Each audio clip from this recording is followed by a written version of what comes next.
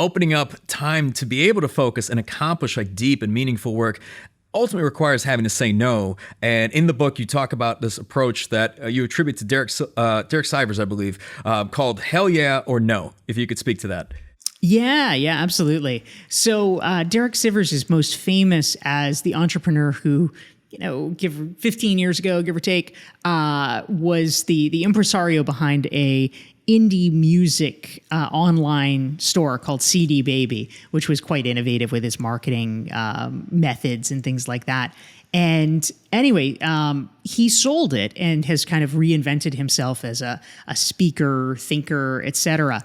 And one of the he actually talked about this in a famous TED Talk that he gave, but one of the frames that he likes to use, which he actually borrowed from a friend of his, is hell yeah or no. And to break it down, part of the reason why I think that this is so helpful, most of us as rational people are pretty good. If something is an outstanding offer, we're probably smart enough to say yes. And if something is a terrible offer, we're also probably smart enough to say no. But the place where most of us get ourselves into trouble is for the middling offers. Let's call them like the 4s to 7s, on a scale of 10.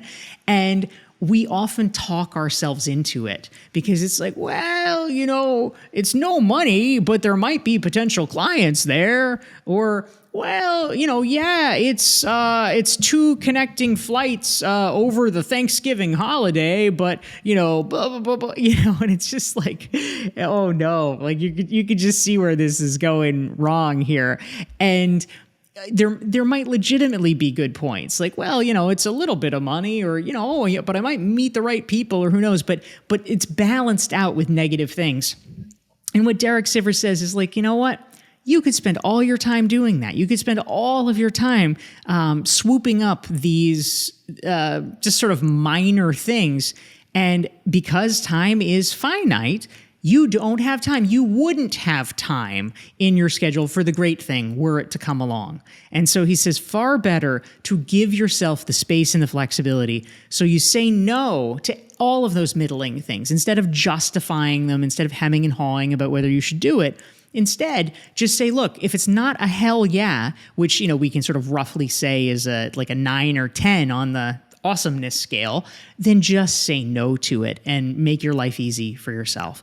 And I think that that's often for people who are busy, who are overstretched, which frankly, it's a lot of people and a lot of attorneys, it's not a bad frame.